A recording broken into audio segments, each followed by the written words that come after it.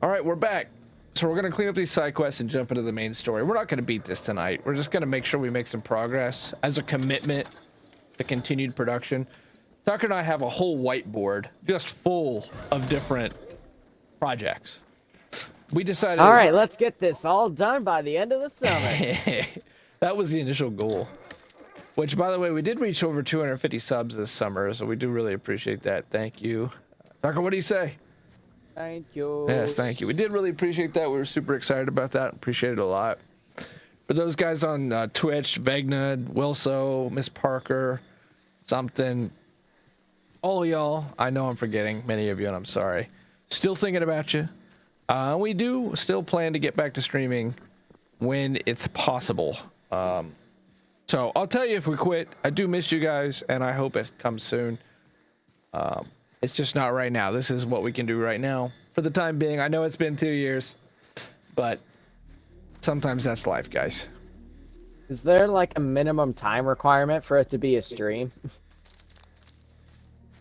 No, not really. It's just making sure we have an honest to God block.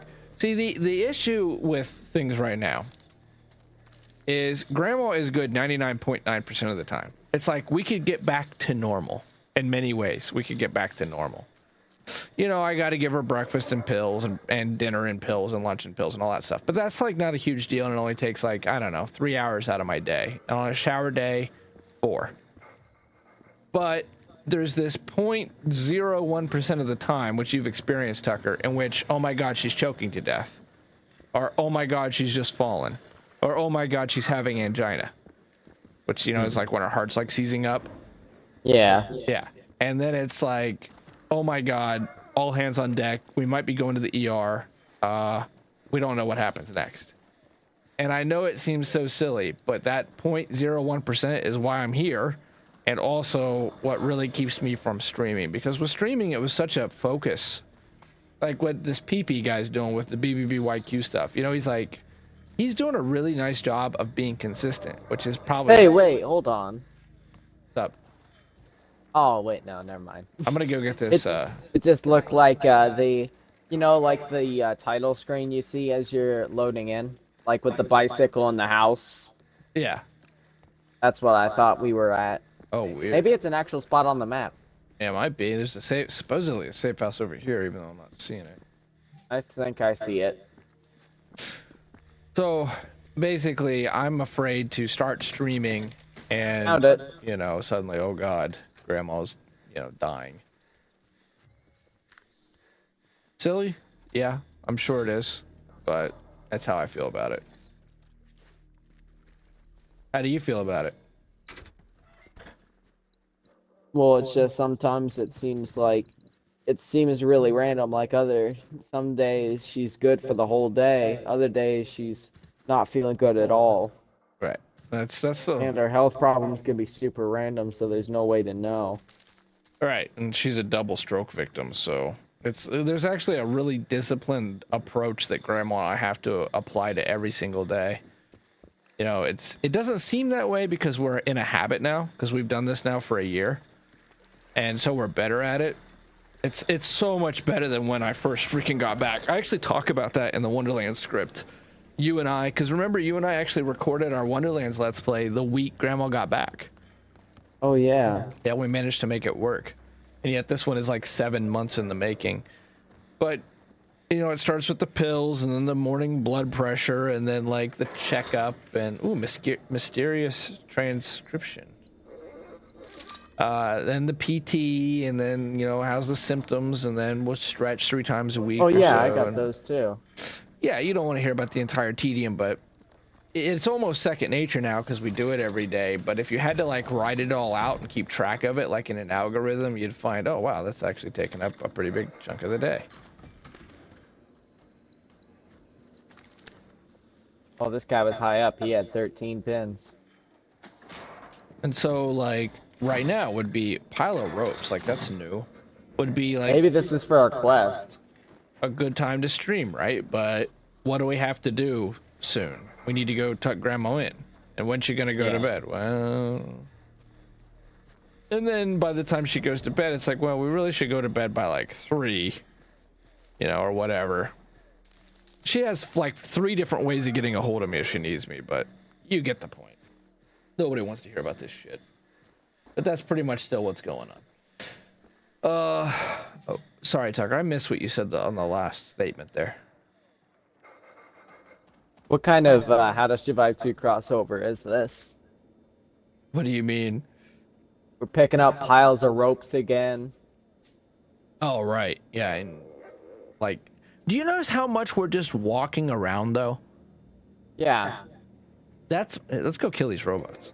That's my thing about this game, and I like playing it with you. But I found basically all these games. Ashton, Show the Reaper. He used to talk about how he couldn't play alone, and I'm like, oh yeah, maybe. I never was one of those people.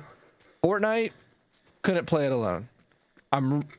Wonderlands maybe, but it was so much more fun with you and co-op, and this game has to be co-op. Without somebody in here to see all the stupid stuff and to experience it with you, man, I don't know. This doesn't feel like it'd be a good solo game at all. It's just... There's some YouTubers that seem like they're able to bear it, but they might have cut out a lot of stuff. There's a lot of this, what we're doing right now, and then other times you just get attacked and you're overwhelmed. Like, it does not pace itself that great. I'm not a hater. There's a lot I appreciate about this game. Don't forget that. Whole lot I appreciate about it. Love the sound design, love the robots, blah, blah, blah. Love what the amount of updates, the new Soviet robots. Okay? But it's empty, and the pacing is super staggered. Oh, see, like, now. It was empty now for the last, like, hour, and now all of a sudden, here it comes. Full of dogs. Dogs, hunters, we got armadas coming up now. Not anymore. A lot of inventory management. Maybe there's something I'm getting wrong about the inventory management. I don't know, but it feels like we got a big guy down the hill. The path that we're on should be heading for like big boys. Yeah, I think we're on the path to big boys.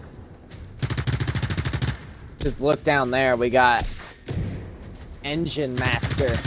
Engine Master. Don't forget to grab wood whenever you see it. Grab wood. Dude, watch this Let's Play take us a full year. There's probably going to be another DLC come out before we get through this damn thing. How fun.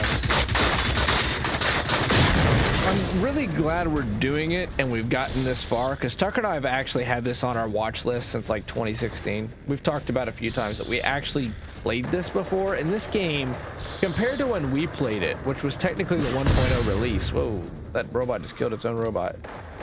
I mean, how empty and bland was it compared to that to now?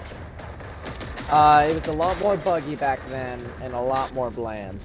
Yeah, and it's still pretty damn buggy. In fact, before we end tonight's Let's Play, we're gonna go try the bridge again, because the last time you guys watched us play, every time we got to the bridge, it would say we weren't on the same version of the game.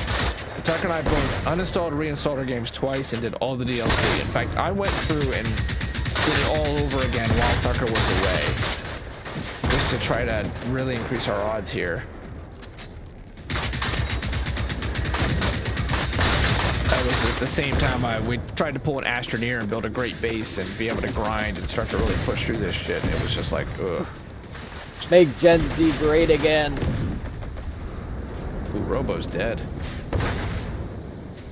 It kind of bothers me that you can't cook grenades too, when that's been a feature of games since Call of Duty Modern Warfare 1. You can? Yeah. It's just really weird. What do you mean? Because instead of it being a 5-second cook, it's like a 15-second cook. Oh yeah, these grenades like cook way too long then. Because grenades normally, like military grenades, cook at 5 seconds, right? I have no idea. I'm the furthest thing from a gun expert, I'll be honest. I'm like a gun in expert. If I taught you how to teach a gun, you'd shoot yourself and like 3 other people. And it would be a musket. How'd you even do that? How are you holding the gun backwards? Wasn't easy, just good, I guess. You know, Second Amendment, America, I'm proud of it. Love my gun. Eh. In front of us, we got another big boy. We got a vandalizer. Ooh, the Vandal. Randall the Vandal. How you doing, Randy? Okay, 15 seconds. 1 went there. 2 Mississippi. 3 Mississippi. 6 Mississippi. Oh, fuck. Okay, maybe it's not a 15 Okay, second more cook. like That's my a bad. 10 Mississippi, I'd call it. Okay, I'll place down a field But radio. you are right. You can totally cook. I actually used that medical perk for the first time. That was kind of nice. 100 health. 1 Mississippi, 2 Mississippi, 3 Mississippi. What the heck? Dude. He jumped. Yeah, Randall the Vandal's got pantaloons of 3 leap. Acrobatics. We're getting schematic points, but we're not getting command points. And we can't build a base until we get command points.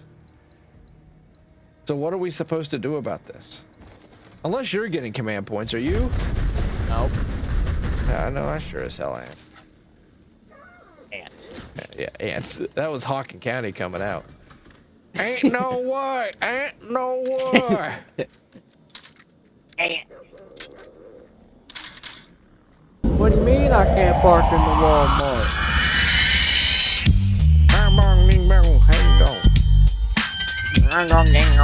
That's something you would actually hear around here too. Hey, which way to the bridge? Hang on, dude. Oh shit! Thanks, sir. Thanks, buddy. Hey, bro. Said, yeah, boy. I said you're like. Grandma was like, thank you. I said you're welcome, and I realized when I was walking away, I said yuck, like yuck, yerk, jeet. Maybe that's why she didn't respond. She didn't know what to respond with. Did you eat? I really thank you for your help. You're Grandma, are you hungry? Jeet. Did you eat? Jeet. All kinds of different ways we talk. It just. What do you want for food? Yeah? Oh yeah. Truck over here, we got resin. Grandma, how's Gilbert doing? Yeah? Alrighty. He's doing yeah. Find any new movies? And I remember the way you loved me, where you touched me. There's just Look nothing out, to he's a watch. splinter. Grandma, you got Hallmark, Netflix, Prime Video. And every time I go to cancel Hallmark Video, because she never uses it, she's like, why did you cancel that? I was using it so much. There's a movie on there I wanted to see. No, so I'll redo it. She'll watch one movie on there, like Joan in Paradise. One girl, one boy, they meet each other, Yeah. and then she'll forget completely all about it, and it's, do you remember? Yeah. Right now it's Mr. Darby, and I am so sick of these Jane Austen freaking movies. Like, people talk about toxic masculinity, it starts with toxic femininity. Because in all those Jane Austen books and movies, she has one thing that they look for. One thing. But Mr. Darby's rich. Oh, but Mr. Darby's rich. Oh, he's so rich. Oh, don't hate him because he's rich. And he's an officer. They're an officer in the British Army, and they're wealthy. They're all wealthy. And it's like, now this is how men had to come and start to live to this standard. It's this right here, right now, it's that. It all started with this. The English standard was they're an officer and a gentleman and they're wealthy. Who's the dude that in Persuasion? Because it's Mr. Darby in Pride and Prejudice. It's probably the same guys. She probably wrote the same character into every single one of those stories. It's the same idea, though. From a wealthy background, he's wealthy, he's charming, he's an officer. And there's no like Romeo and Juliet where she's a poor girl or she's rich and he's poor. It never. She's always poor. She's basically a wench. She's a wench from a farm. But she's intelligent. They're always intelligent. They're always... If you quote poetry, you're instantly somehow intelligence. Once upon a midnight dreary, while I wandered weak and weary. Oh, you love James Van. You love Butler Yeats, Lord Baron. Oh. I've got that fucking English accent. Oh. A spot of tea, love. Lord Baron. Why not some tea and biscuits with the Royal Navy? The one thing that in that Pride and Prejudice movie, that scene where the dad is like, I'm quite content. I'm quite at my leisure. The most British thing. It's out of the question, there. It's out of the question. He's got teeth that are like as big as a saber-toothed tiger's. Oh, it's quite fine, I'm sure. I'm quite at my leisure. And in one scene, he just talks about pigs. He's like, the Woolworth pig is an ornery pig, and the Scotch pig is a mean pig. And yet, your grandma Annette, your mom, they all love that damn movie. They're all like, we love the dad. He's got such a charming... Dad is charming. He sits there with his saber-toothed tiger teeth and his long gray hair, and I'm quite at my leisure. British. You know, fine. It's not an offense to the Brits, but maybe it's just a guy thing. Like, what the hell? Pigs. These stories are too damn predictable. And I'm sick of the guy being rich. Like, that's what makes the girl love him in the end. Is he's quite wealthy, Mr. Darby. Mr. Darby has fine buttocks. Mr. Darby is a rich man. Mr. Darby. At one point, the girl... See, I've got these movies memorized, like the back of my damn hand. Please, let this be easy. At one point, Mr. Darby, mom shows up to talk to the girl that he's dating. I don't know, Sabrina or something. She wouldn't have that. She's English, so, you know, it's like Sally. Sally Hemsworth out of Manchester. I don't know, something about the Elizabeth Afton. our American revolutionary genetics. It's just every time I hear their accent, I'm like, oh shit, the British are coming. The British are coming. No, are you Chinese or Japanese? Her mom shows up and they're like, your inferior birth. I'm like, holy shit. You're allowed to say things like that still? Your inferior birth, wench. And the girl, instead of being like, you know, fuck off, bitch. She's like, I do apologize for my birth, madam. Damn. However, I am inside the bed sheets with your newborn son. Yes. But Mr. Darby and I are quite enamored as paramours. You may only call me Mrs. Darcy when you are perfectly, incandescently brilliant. He's the only rich man to please me. Mr. Darby. And Mr. Darby. Grandma gets super into the story too, because like there's a preacher and like the family, the guy who's obsessed with pigs and his wife, they're like selling their daughters off for marriage, and that's like something they used to do. And the estate can only go to a male heir; it can't go to any of the daughters. So it's important they find an heir that like is not going to be cut the whole family out. It's going to try to do what the dad wants. And this pastor shows up. He's like super awkward. He's just a totally awkward guy. Grandma's like, he's such a weasel. And he's like, in the beginning, the Lord made the earth, and it was good. And that's all. Like, that's what makes him a weasel. And then it became very bad. At one point, the mom sells the youngest daughter off. He's like, you can take Sally Hemsworth. And he's like, oh, that would be quite fine. This will be a suitable substitute. It's like grocery shopping. And apparently that's how they did it back then. It was totally normal. How many damn times I've seen that movie, and she's watching it again right now. And I left yesterday. I walked 15 pounds of packages to the USPS. And I'm like, oh, you're watching this again, are you? And she's like, well, I haven't seen the ending. I keep getting disrupted. Press X for doubt. And it was like, oh, okay. And then I came in, and that movie had not only ended, she'd started it back again.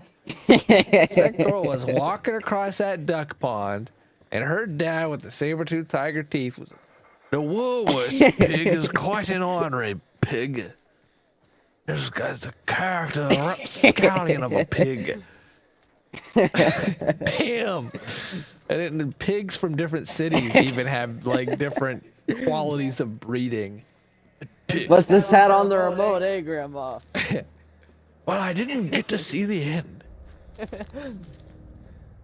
Forgot what the ending was. And we all know the damn ending. He's in like pantaloons and she's in a tunic, and they're somehow watching a fireworks show at their grand mansion. As, don't forget, Mr. Darby's a wealthy man. Great means. It's not near as bad as Persuasion though, because they constantly bring that shit up. That she wasn't able to marry her suitor whom she loved because he wasn't of a dignified enough birth for the family and he didn't have money. And now he's wealthy. And it's like the most toxic thing ever. She doesn't stick with him while he's poor. He comes back and he's rich. So now he's suitable. So now she recourts him. And that's how it works out. It works out because she was perfectly fine with breaking up with him before because he was poor. So he has to go out to sea and basically fight for the British Navy, become a captain, and then somehow become wealthy. And now he's okay. Dang, what was that? I don't know. Fireworks. And then they bring it up constantly. Captain Woolsworth is quite wealthy now, but he's rich and a captain. And a captain. For your information, this captain here is quite wealthy. That's exactly it. And there's like, Jane Austen apparently felt the need to repeat that constantly for her female readers. He's not only a captain, he's rich. He's a rich captain. Oh, now I'm invested. And that's what matters. And there's one other quality he has. When he listens to you, it's like no one else in the world exists. It's an experience. He listens like no one else listens. And he's wealthy too. So it's not, the listening's not enough. He also had to be rich. He also had to be an officer. And what does she do? Well, she's smart because she quotes poetry all the time. Lord Baron. That's all she has to be able to do. But him, he's got to go out to sea. He's got to fight and swashbuckle. At one point, he talks about how he wanted to kill himself. Everyone's just like, shut up, ho. Oh. You're wealthy now. Keep talking about how rich you are. Yes. Now you're wealthy, so what does it matter? He says at one point, when they're all at the table, like, what was the sea like? And he's like, at one time I was lost, totally alone, inadequate, and I thought of throwing myself overboard. And they're all like, but now you're wealthy. Ha ha. It's fine. Quite wealthy. You're like a Woolworths pig with the way you whine and complain. Talk about how rich you are again. I want to hear it. Yeah, that's all. All right, time to craft a bulletproof vest, I guess. Oh, one of the good scenes too is, see, I've watched this movie with Grandma. I haven't even sat down and watched it. I've seen her watch it so many times. I now know the movie like the back of my hand just from the pieces and chunks. Eventually it formed the full movie. The sister starts to date Captain Woolsworth, and she falls off a balcony. He's like, catch me, Captain. And he catches her, and he's like, no more, Sally, no more. And she's like, oh, you're a captain, you're rich. You can catch me, no problem. So she climbs to the highest stair. Everyone's like, wow, what a lunatic this girl is. And she just jumps right off of it. And he doesn't catch her, of course, because he said he wasn't. She bangs her head. She goes into a coma. And, of course, our girl is now Johnny on the spot, a medical doctor in 1862. She, like, keeps her stabilized and gets her to a surgeon, and they're like, I need 20 liters of type B blood stat. I don't even think they knew about germs back then, but they somehow get her healed up. But they don't care about that character ever again after that. And I asked Grandma about that. I'm like, do they just quit caring about her? Like, yeah, they just quit caring about her. And I asked her like 3 weeks later, and she's like, no, they don't quit caring about her. They love her. She's a big part of the movie. Somehow, like, her version of the script had totally flipped. But I know what happens. That girl goes into a coma, and then she's not in the script anymore. Where's the blast-resistant jacket? I do not know. And the only reason that matters, Tucker, to finish this whole thing, because I know what's going on, is she was dating Captain Woolsworth. They were officially courting. And this girl's in a coma. So when she wakes up, her own sister's going to have taken her boyfriend and married him. And they're not even anywhere near this girl anymore. And that's all like, it's her fault for going into a coma. All right, now you wanted the blast-proof jacket, right? Right. I have no idea where it is, though. My best guess would be in the jacket schematics, section. go to apparel, go to the jackets, which is the third row from the left, and then down at the bottom, blast-resistant jacket. I know where the schematic is. I'm just trying to find it in the apparel crafting. Oh, I have no idea. You act like a Woolsworth pig. The snooty pig. Just snout around. Oh, I found it. Okay. Away. Wait. Oh, yeah, all right. Yeah.